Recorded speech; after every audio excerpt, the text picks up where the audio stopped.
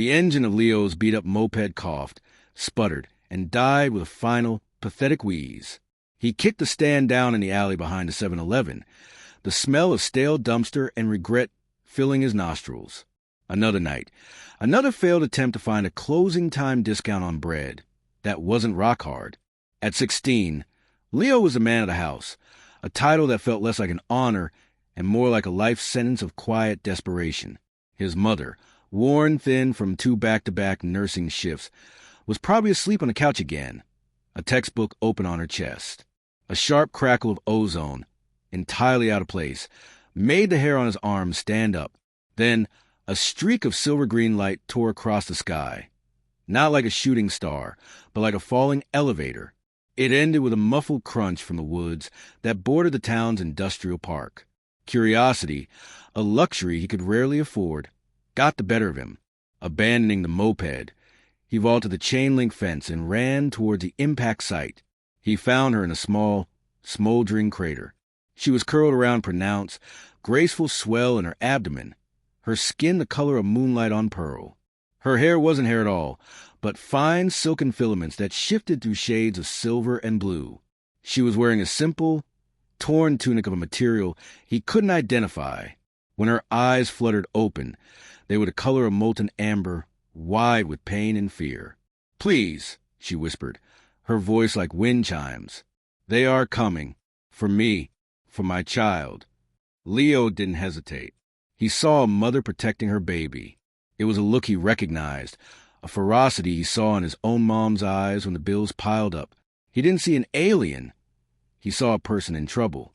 "Can you walk?" he asked, his voice surprisingly steady. She shook her head, gesturing to her ankle, which was bent at an unnatural angle. With a strength he didn't know he possessed, Leo scooped her into his arms. She was surprisingly light. He carried her through the woods, avoiding the main roads, his heart hammering a frantic rhythm against his ribs. He brought her through their creaky back door and laid her on his own bed, the one with a spring that poked you in the back if you rolled over wrong. His mother, Maria, woke with a start. For a single, terrifying second, she stared at the ethereal being in her son's bed. Then her nurse's training kicked in. She saw the patient, not the provenance. The woman, who said her name was Alara, was in early labor, and her ankle was badly broken. For 3 days, their tiny, cramped house became a sanctuary. Maria used her medical knowledge to stabilize Alara and ease her contractions with a tea she improvised from chamomile and a strange, glowing leaf Alara produced from a small pouch. Leo skipped school, telling the automated system his grandmother had died, a go-to excuse, and stood guard, bringing Alara food and water and talking to her in hushed tones. He learned she was from a world called Lyra, a place of crystalline cities and gentle light. She spoke of her husband, Kalen, with a love so profound it made Leo's chest ache. She described him as a weaver of light, a creator. Leo pictured a kind of cosmic electrician. He had no way of knowing that Kalen was the head of the most powerful dynasty in the Lyran Commonwealth, a being whose wealth wasn't counted in dollars, but in entire star systems and the fundamental energy that bound them together. A billionaire was a pauper in comparison. On the 4th night, the threat of Lara had fear materialized. 3 figures in sleek, black armor that seemed to drink the light from the room materialized in their backyard. They carried weapons that hummed with malevolent energy. "Give us the consort," one of them demanded, its voice a synthetic, grating noise. "The child she carries is a threat to the balance of power." Leo stood his ground on the rickety back porch, a baseball bat in his hands, feeling utterly ridiculous.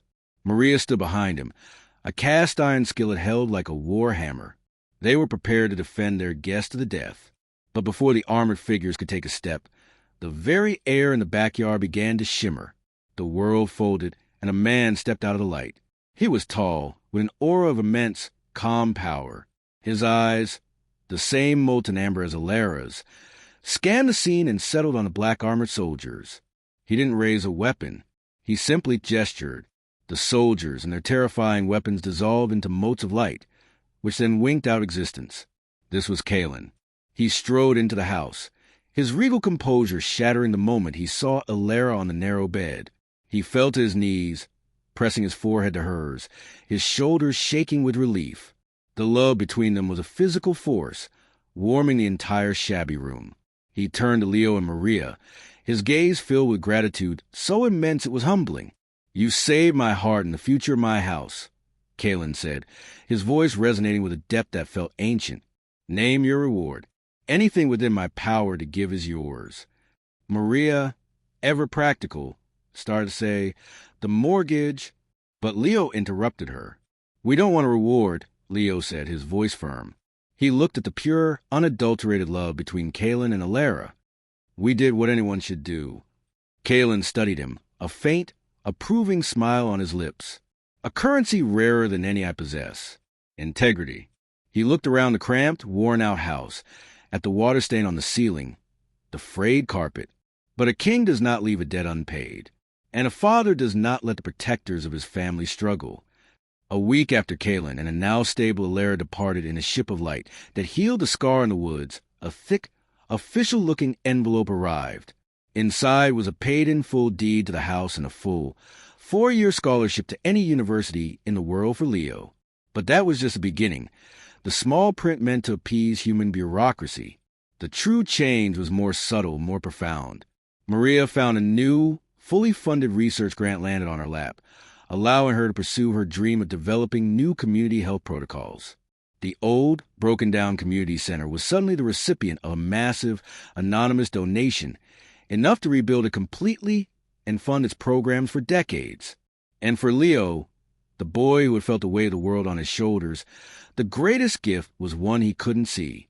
A tiny, crystalline charm Kalen had pressed into his hand as he left. "For luck," he'd said. It was more than that. Leo found his steps were lighter. Opportunities seemed to find him. A part-time job at a tech startup that valued his sharp mind materialized out of nowhere. The constant, grinding anxiety of poverty began to recede, replaced by a quiet, steady confidence. He wasn't just financially secure. He was blessed. He had been seen by a power that understood the universe in ways he couldn't comprehend, and that power had deemed him worthy of a grace that went beyond money. He still lived with his mom in the same house, but it was their house now, free and clear. And sometimes on a clear night, Leo would look up at the stars and not feel small or trapped. He would see a tapestry of possibilities, knowing that somewhere out there, a family of unimaginable wealth was safe. And they remembered the name of the fatherless teen and his single mom who had offered a battered, pregnant stranger a bed, a skillet, and a place to belong.